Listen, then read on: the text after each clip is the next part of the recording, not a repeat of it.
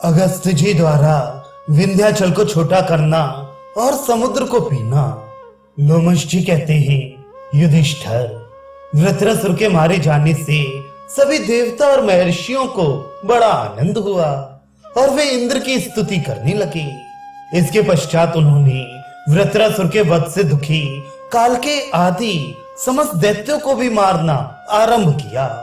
तब वे सब दैत्य उनसे भयभीत होकर बड़े बड़े मच्छों और नाकों से भरे हुए अगाध समुद्र में घुसकर छिप गए। वहां से वे अत्यंत व्याकुल होकर आपस में त्रिलोकी के नाश का उपाय सोचने लगे।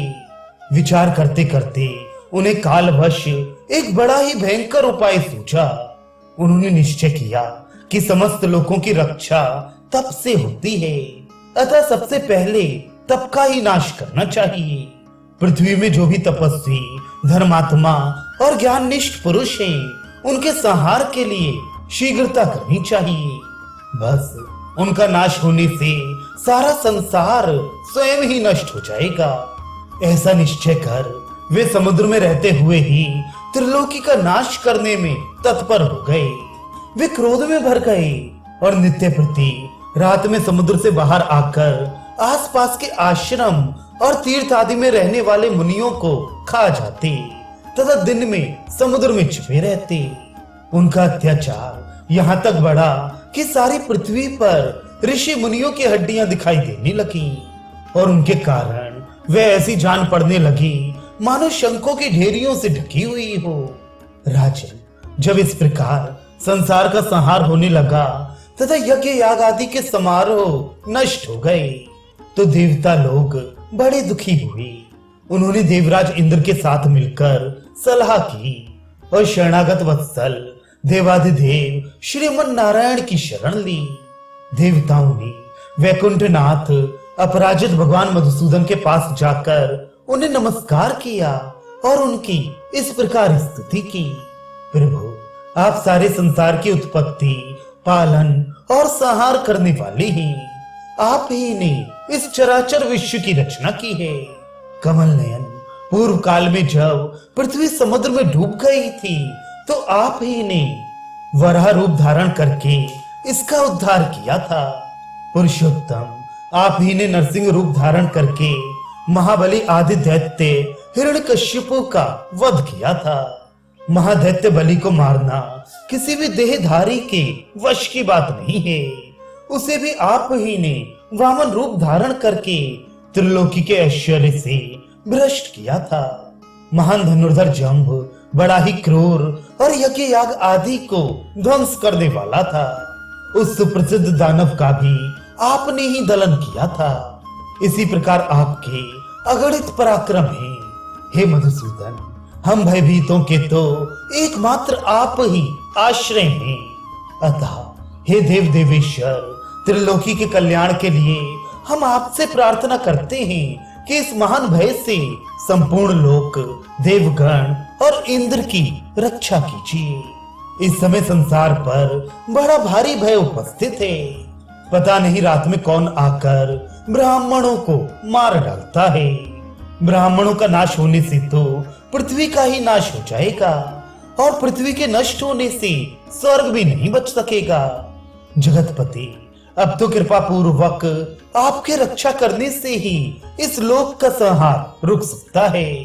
देवताओं की प्रार्थना सुनकर भगवान विष्णु ने कहा, देवगण, मैं इन प्रजाओं के क्षय का कारण पूरी तरह जानता हूँ। काल के नाम से प्रसिद्ध एक दैत्यों का बड़ा विकट दल है। वे सब दैत्य वृत्रासुर का आश्रय लेकर सारे संसार को पीड़ित करते थे। दिन में तो नाकों और ग्राहों से भरे हुए समुद्र में छिपे रहते हैं, किंतु रात्रि के समय संसार का उच्छेद करने के लिए बाहर निकलकर ब्राह्मणों का वध करते हैं। समुद्र में रहने के कारण तुम उन दैत्यों का दलन नहीं कर सकोगे, इसलिए पहले तुम्हें समुद्र को सुखाने का उपाय सोचना चाहिए। समुद्र को सुखाने में अगस्त जी के सिवा और कोई समर्थ नहीं है और इसे सुखाए बिना उन दैत्यों का पराभव नहीं हो सकता। इसलिए तुम किसी प्रकार अगस्त जी को इस काम के लिए तैयार कर लो। भगवान विष्णु की ये बात सुनकर देवगण ब्रह्मा जी की आज्ञा से अगस्त मुनि के आश्रम में आए। वहां उन्होंने देखा कि मित्रा वरुण के पुत्र परम तेजस्वी तपोमूर्ति महात्मा अगस्त जी ऋषियों से घिरे हुए विराजमान हैं। देवता उनके निकट गए और मुनि के अलौकिक कर्मों का बखान करते हुए उनकी इस प्रकार स्तुति करने लगे। पूर्व काल में जब इंद्रपद पाकर राजा नहुष ने लोगों को संतप्त करना आरंभ किया तो आप ही ने उनका दुख दूर किया था और उस संसार के कंटक को देवलोक के ऐश्वर्य से गिराया था। पर्वतराज विंध्याचल सूर्य पर कुपित होकर एक साथ बहुत ऊंचा हो गया था। इससे संसार में अंधेरा रहने लगा और प्रजा मृत्यु से पीड़ित होने लगी। उस समय आपकी शरण लेने से ही उसे शांति मिली थी। भगवान, हम भी बहुत भयभीत हैं। अब आप ही हमारे आश्रय हैं। आप सबकी इच्छाएं पूर्ण करने वाले हैं, अतः हम भी दीन होकर आपसे वर मांगते हैं। युधिष्ठिर ने पूछा, मुनिवर, मुझे ये बात विस्तार से सुनने की इच्छा है कि विंध्याचल क्रोधित होकर अकस्मात क्यों बढ़ने लगा था। लोमश बोली, सूर्य उदय और अस्त होने में पर्वतराज स्वर्णगिरी सुमेरु की प्रदक्षिणा किया करते थे। ये देखकर विंध्याचल ने कहा, सूर्यदेव, जिस प्रकार तुम सुमेरु के पास जाकर नित्य प्रति उसकी परिक्रमा करते हो, उसी प्रकार मेरे भी किया करो। इस पर सूर्य ने कहा, मैं अपनी इच्छा से सुमेरु की प्रदक्षिणा नहीं करता, बल्कि जिन्होंने इस जगत की रचना की है उन्होंने मेरे लिए ये मार्ग निर्दिष्ट कर दिया है। सूर्य के इस प्रकार कहने पर विंध्याचल क्रोध में भर गया और सूर्य एवं चंद्रमा का मार्ग रोकने के विचार से अकस्मात बढ़ने लगा।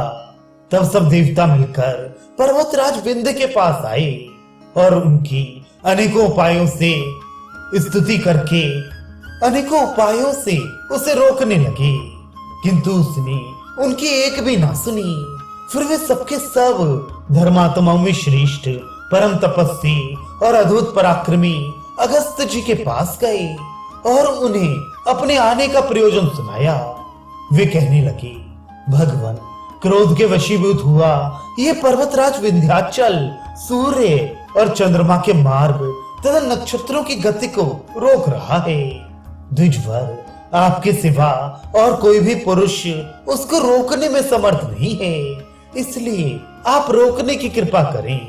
देवताओं की यह बात सुनकर अगस्त जी अपनी पत्नी के सहित विंध्याचल के पास आए और उससे बोले, पर्वत प्रवर, मैं किसी कार्य से दक्षिण की ओर जा रहा हूँ, इसलिए मेरी इच्छा है कि तुम मुझे उधर जाने का मार्ग दो। जब तक मैं उधर से लौटूं तब तक तुम मेरी प्रतीक्षा करना, उसके बाद इच्छा अनुसार बढ़ते रहना। शत्रु दमन युधिष्ठिर जी विंध्याचल से ये ठहरा कर अगस्त जी दक्षिण की ओर चले गए और वहां से आज तक नहीं लौटे। इसी से अगस्त जी के प्रभाव से विंध्याचल का बढ़ना रुका हुआ है। तुम्हारे पूछने से ये सारा प्रसंग मैंने तुम्हें सुना दिया। अब जिस प्रकार उनसे वर पाकर देवताओं ने कालकेयों का संहार किया था वह सुनो। देवताओं की प्रार्थना सुनकर अगस्त जी ने कहा, आप लोग यहाँ कैसे आए हैं और मुझसे क्या वर चाहते हैं? तब देवताओं ने कहा, महात्मन, हमारी ऐसी इच्छा है कि आप महासागर को पी जाइए।